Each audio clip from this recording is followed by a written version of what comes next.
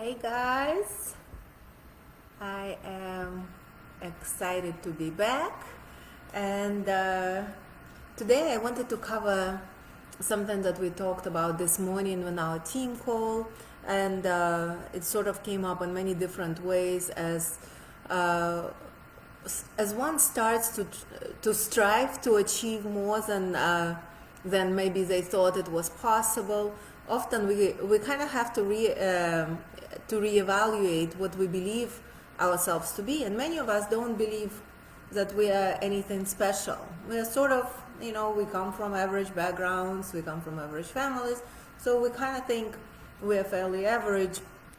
And the talk today that we listened from Joel Osteen, we're still on the week from Joel Osteen.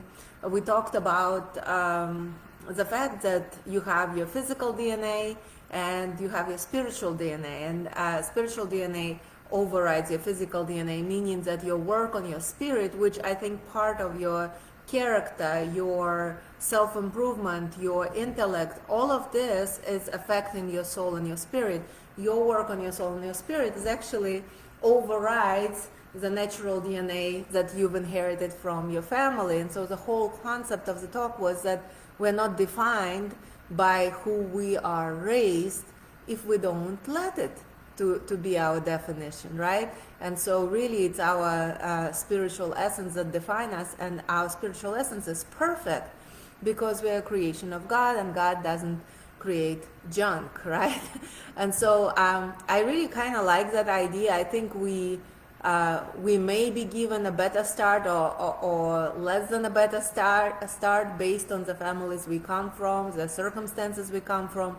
I happen to have come from a wonderful family, and it was an incredibly great start in life, but that was, I left home when I was 17. So that means for the past however many decades, not even years, decades, right? It's on me, what I've been doing with my character, with my soul, with my choices, with everything I do day to day that defines my potential, my future, what I am capable of, and what I can develop into. And so very often it's really taking this approach that we are capable of creating our life, and it doesn't have to be fashioned after the life of our parents or our communities or where we come from, because we could create a completely different life that's based on our desires, on our imagination, on our visions that we create for ourselves.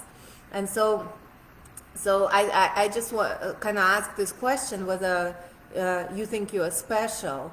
And the answer to the question is, of course, you are special because you are here.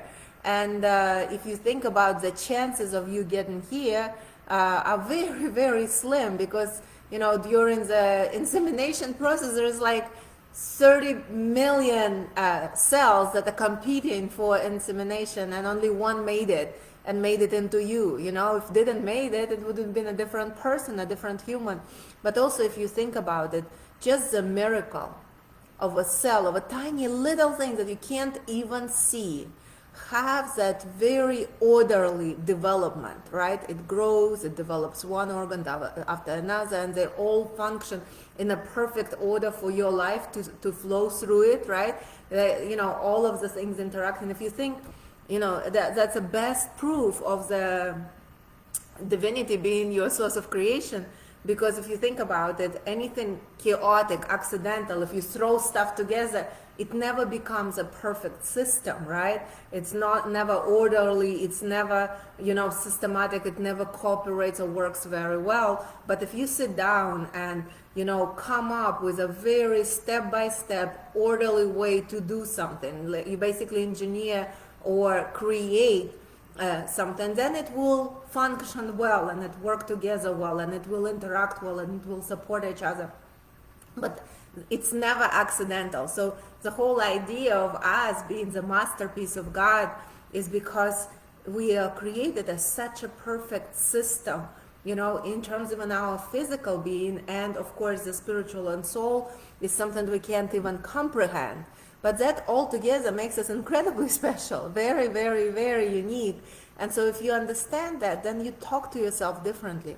You realize, okay, if I am really special, regardless of where I came from, regardless of the circumstances I come from, I have the power that is pretty much unlimited as long as I connect to my unlimited power source, which is the divine or spiritual guidance. And I think that's where all the doors open. All the doors open with us realizing that they're all openable for us. We don't have any limits. The only limits we have, we put on ourselves. And as long as we connect with this parallel world that exists with us, with unlimited power within us, right? Then really, sky is the limit, literally. And so you are very, very special. It made me think, and the talk we listened to today was about a governor of Tennessee who was a child of a single mom, and he was ridiculed in a small town where he was growing up because no one knew who his father was until a new preacher in town basically breathed belief into him and said, "Oh, I can see your father in you. You look exactly like him. Because you're made in the image of God, right? And God is your heavenly Father." And I really liked that story because it took just one person's positive view of that kid to give him his confidence and belief back, right? Somebody saw something good and positive in his situation. Kind of that helped to undo a lot of years of prejudice and discrimination that he had experienced in that small town, and while growing up. And it reminded me that we all have that power to make people feel special. In fact, our company, Primerica, it was formed by Art Williams. He was a high school football coach, and he built a whole company that is multi-billion-dollar company, extremely successful, publicly traded, on this one philosophy that every time you meet somebody, just imagine that they have a flashing sign on their chest that says, "Make me feel special."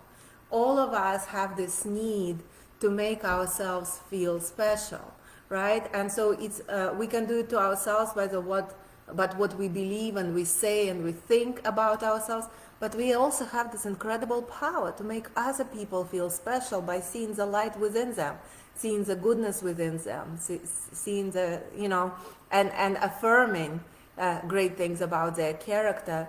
So maybe as a challenge for the weekend, I'd say, let's see how many people can we make special, how many people can we compliment, how many people we can help feel included.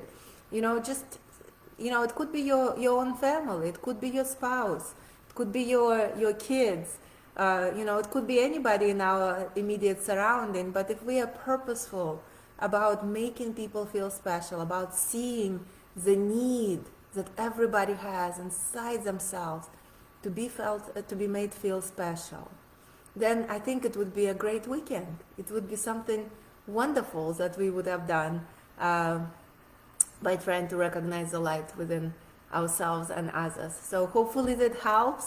I really enjoy recording these sessions, and hopefully somebody gets some good ideas from them. Have a great weekend. I might come and do another one of these lives on the weekend, but maybe not. And I'll talk to you soon. Take care.